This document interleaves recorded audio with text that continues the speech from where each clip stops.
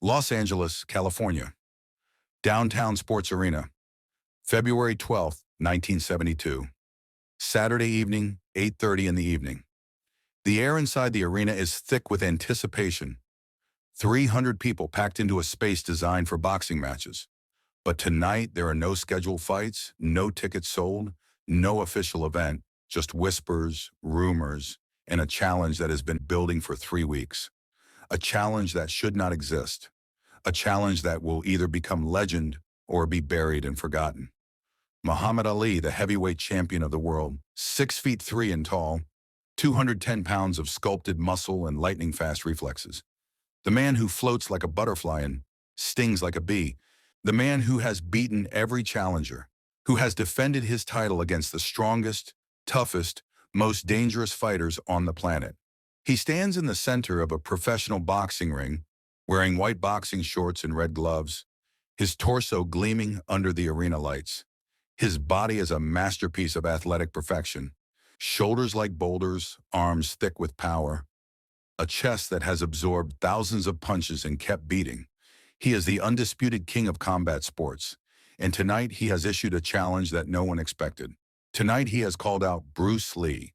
Bruce Lee, 5'7" in tall, 135 pounds, a martial arts instructor from Hong Kong who has been making waves in Hollywood with his philosophy and demonstrations. He is not a boxer. He has never stepped into a professional ring. He has no heavyweight championship, no Olympic medals, no recognized titles in the world of combat sports. But he has something else, a reputation, whispers that say his speed defies physics, stories that say he can punch faster than the human eye can track, legends that claim he has mastered something beyond what Western boxing understands. For 3 weeks, the martial arts community and the boxing world have been buzzing. It started at a private party in Beverly Hills. Ali was there, surrounded by celebrities, holding court as he always does. Someone mentioned Bruce Lee. Someone said Bruce claimed martial arts could beat boxing. Ali laughed, not with malice, just with the confidence of a man who has fought the best and won every time. "Bring him to me," Ali said, his voice carrying across the room. "Let him hit me. Let me see this kung fu magic everyone talks about. I will stand still. I will not block. I will not move. Just let him hit me with his best shot. Then we will know if kung fu is real or just dancing." The challenge was not meant to be serious. It was Ali being Ali, the showman, the entertainer, the man who could promote a fight better than anyone in history. But word spread through the martial arts schools of Los Angeles, through the Hollywood studios where Bruce was working, through the newspapers and radio stations. Muhammad Ali challenges Bruce Lee, the greatest boxer in the world, versus the mysterious martial artist from Hong Kong. Bruce heard about it the next day. He was teaching a private class in his Chinatown school when one of his students showed him the newspaper article. The headline read, "Ali Tuli, show me your best punch." Bruce read the article in silence. His students waited, expecting anger or dismissal, but Bruce just folded the newspaper carefully and set it aside. "Interesting," was all he said. 2 weeks of back and forth followed. Ali's camp made it public. They wanted a spectacle, a demonstration, proof that boxing was superior to martial arts. Bruce's camp was cautious. This was not a real fight. This was a challenge designed to humiliate. If Bruce declined, people would say he was afraid. If Bruce accepted and failed, his reputation would be destroyed. But if he accepted and succeeded, he would have to do the impossible. He would have to strike the fastest heavyweight boxer in history. A man whose defensive reflexes were so sharp he could dodge punches he did not even see coming. Finally, Bruce made his decision. He called Ali's manager directly. "I accept," Bruce said simply, "but this is not a fight. This is a demonstration. One strike, that is all." He stands still. "I strike once, then we are finished. No second chances, no rematches. One moment. That is all history needs." Ali's camp agreed. They set the terms, a private event. No media, no cameras, just witnesses. People from both the boxing and martial arts worlds. People who could verify what happened. The location would be the Downtown Sports Arena, a venue Ali used for training. The date, February 12th, 1972. Saturday evening. Now that evening has arrived and 300 people fill the arena, standing around the ring, sitting in the front rows, packed together with the energy of a crowd that knows they are about to witness something that should not happen. Among them are boxing trainers who have worked with champions, martial arts masters who have dedicated their lives to combat, sports journalists who have covered every major fight for decades, Hollywood actors and producers, and regular people who heard the rumors and somehow got invited. The ring is illuminated by powerful overhead lights. Everything outside the ring is in shadow. The effect is theatrical, dramatic. This is a stage, and the two men in the center are about to perform something that 300 witnesses will talk about for the rest of their lives. Muhammad Ali stands in the center of the ring. He is loose, relaxed, smiling. He is in his element. This is what he does. This is who he is. The man who thrives under pressure. The man who turns every moment into a show. He bounces lightly on his feet, shakes out his arms, rolls his neck. His red gloves catch the light. He looks at the crowd, grins, raises his arms. "I am the greatest," he shouts, and the crowd erupts. Half of them cheer. Half of them remain silent. The tension is electric. Ali stops bouncing. He looks down at Bruce. The height difference is absurd. Ali is 8 inches taller, 75 pounds heavier. His reach advantage is enormous. His fists, even inside the gloves, are twice the size of Bruce's fists. He grins. "You ready, little man?" Ali's voice is loud, meant for the crowd. "You are going to hit me right here." He taps his own jaw with his glove. "Your best shot. I am not going to block. I am not going to move. I am just going to stand here and take it. And when you are done, we are going to see if Kung Fu is real or just a movie trick." The crowd murmurs. Some people are excited. Some are uncomfortable. This feels wrong. This feels like a setup. Bruce Lee is about to strike the heavyweight champion of the world, and Ali is not even going to defend himself. If Bruce's strike does nothing, he will be humiliated in front of 300 witnesses. If Bruce's strike actually hurts Ali, the boxing world will never forgive him. There is no way to win this situation except to do something so unexpected, so undeniable that it transcends the rules of the game entirely. Bruce does not respond to Ali's words. He simply stands, breathing, waiting. The referee, a professional boxing referee who was brought in to oversee this bizarre event, steps between them. "Gentlemen," he says, his voice uncertain, "Mr. Ali, you are sure you want to do this? No defense." Ali nods, still grinning. "I am sure. Let him hit me. I have been hit by George Foreman. I have been hit by Joe Frazier. I have been hit by Sonny Liston. Let us see what this little guy can do." The referee looks at Bruce. "Mr. Lee, you understand the terms? One strike to the head or body. Mr. Ali will not block or evade.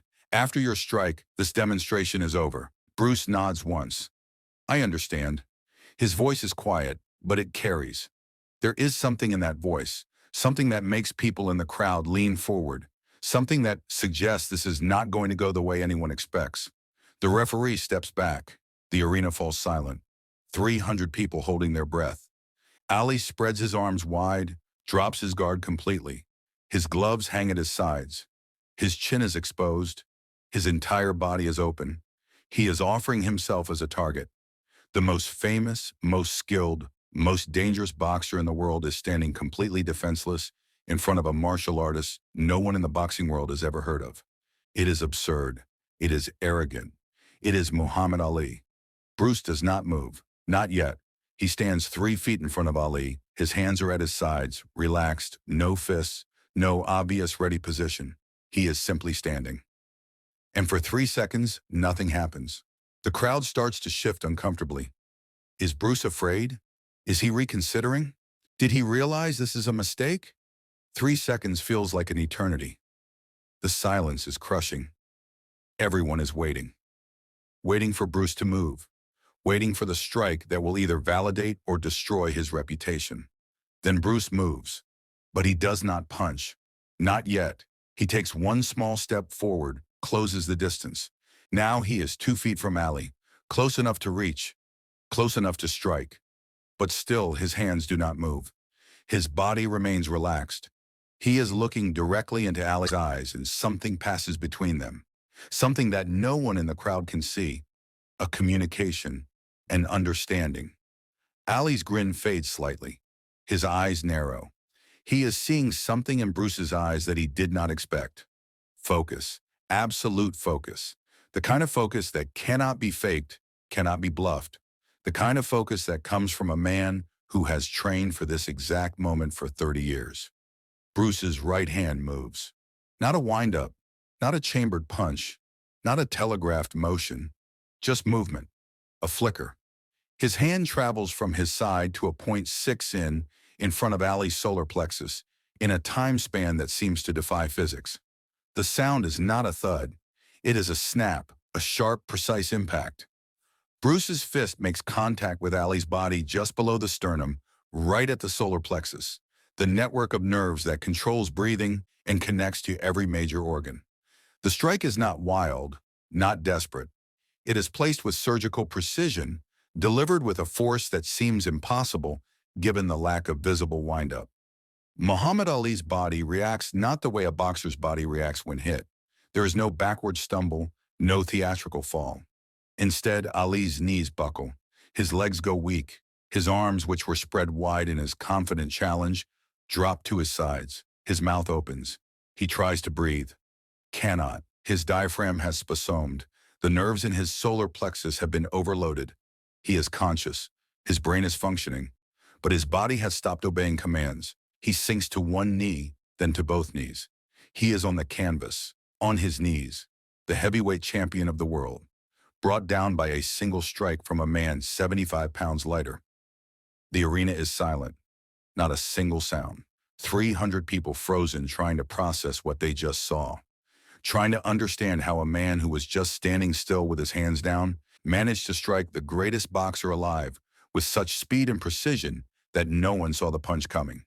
Trying to reconcile the image of Muhammad Ali on his knees, unable to breathe, defeated by a strike that looked effortless. 5 seconds pass, Ali is still on his knees. His hands are on the canvas. He is leaning forward, trying to force his lungs to work, trying to pull air into his body. His face is contorted, not in pain, in shock, in disbelief. This is not supposed to be possible. He has been hit by the hardest punchers in boxing. He has taken blows that would hospitalize normal men. But none of them felt like this. None of them shut down his body so completely. So instantly, Bruce Lee stands above him, not celebrating, not gloating, just standing. His hand is back at his side. His expression is unchanged, calm, focused, waiting. The referee rushes over, dropping to his knees beside Ali. "Champion, are you all right? Can you breathe?" Ali nods weakly. His breathing is returning. The spasm is releasing slowly, painfully. He sucks in a ragged breath, then another. His body is coming back online. He lifts his head, looks up at Bruce, and for the first time in his professional career, Muhammad Ali has no words. Bruce extends his hand.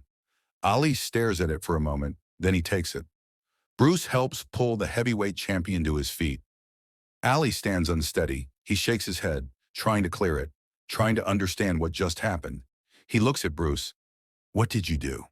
His voice is hoarse, barely audible. Bruce's response is quiet, meant only for Ali. "I showed you what you asked to see. Martial arts is not boxing. It is not about power. It is about precision, about understanding the body, about striking. Not where you see muscle, but where you see weakness. Everybody has points, pressure points, nerve clusters, meridians. You are the strongest boxer alive. But strength does not matter if I do not strike your strength. I strike your vulnerability." Ali takes a deep breath. His body is functioning again. His pride is wounded more than his body. He looks at Bruce with new eyes. Eyes that have seen something he did not believe was real. He extends his glove. Bruce shakes it. Ali pulls him close, speaks into his ear so only Bruce can hear. "Nobody will believe this happened." Bruce nods. "I know, but you will know, and that is enough." Ali steps back, raises Bruce's hand in the air, the gesture of a champion acknowledging another warrior. The crowd erupts, half in cheers, half in confusion. Arguments break out immediately. People shouting, debating. What did we just see? Was it real? Did Ali let him win? Was it staged? Bruce Lee leaves the ring, does not stay for questions, does not give interviews. He simply walks through the crowd, through the exit, and disappears into the Los Angeles night. Muhammad Ali stays in the ring longer, talking to trainers, to journalists who are not supposed to be here, but somehow got in. He tells them the same thing he will tell everyone for the rest of his life. Bruce Lee hit me.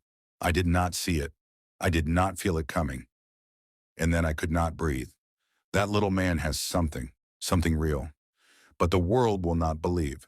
The story will be told, but dismissed. Martial arts masters will repeat it. Bruce Lee's students will swear it happened, but mainstream sports media will ignore it. Call it a rumor, call it a myth. Snorts. Because how can a 135 lb man drop the heavyweight champion with a single strike? It defies logic. It defies everything boxing teaches. It cannot be real, except it was. 300 witnesses saw it and Muhammad Ali felt it. For the rest of his life, whenever someone asks Ali who hit him the hardest, he gives the expected answers. George Foreman, Joe Frazier, Sonny Lon. But in private conversations, in quiet moments, he tells the truth. Bruce Lee, one punch. I did not see it coming and I will never forget. Except it was.